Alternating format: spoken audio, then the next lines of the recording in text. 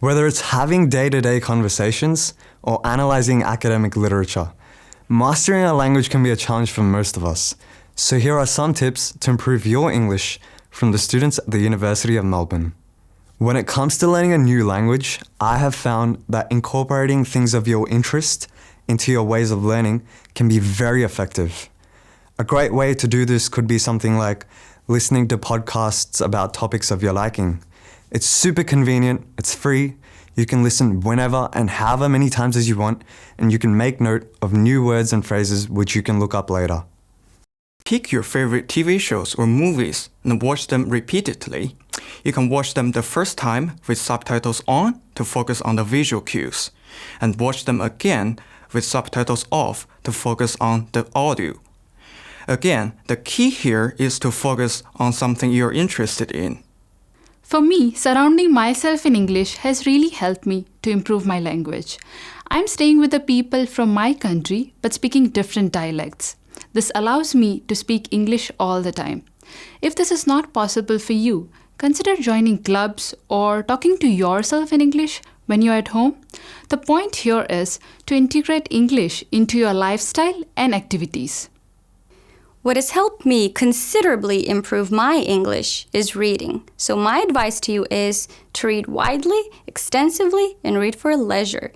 Pick things that you're really interested in and go beyond the scope of your academic readings. You can pick anything from novels to blogs to articles to poetry, anything that has language represented in context. And note that although comprehension is important, try to choose things that are slightly beyond your current level of understanding, because such readings will challenge you and make you a better English speaker. When it comes to my conversational English skills, I have discovered that recording my voice on a device can be very helpful. It might sound a bit strange at first, but it really helps you notice those small details, like if you're pronouncing a word incorrectly or if your sentences don't make sense, so you can actively go and work upon those areas of your speech. My idea is retelling things to a friend. There are two main ways to do that. The first one is you can retell lecture content to your study group members or explain the problem in your assignment to a friend in English. The other one is describe image. Just describe whatever you see while you are in campus.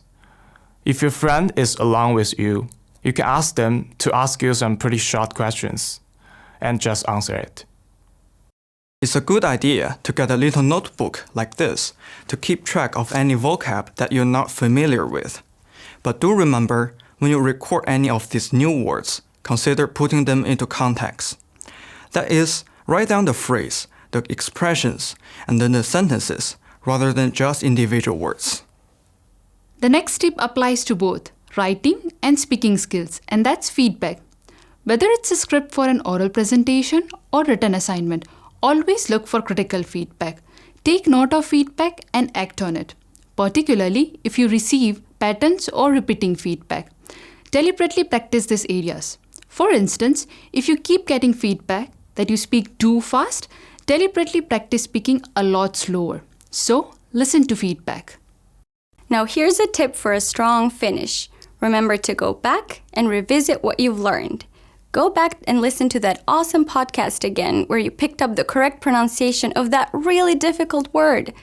Rewatch that amazing TV show which was filled with tons of new expressions in context. Reread that fantastic book where you learned all that new vocabulary from, and revisit the notes you've made on that vocabulary. Keep retelling things to your friends in English and keep immersing yourself in English-speaking contexts. And remember to go back and revisit the feedback you've received and reflect on your learning journey.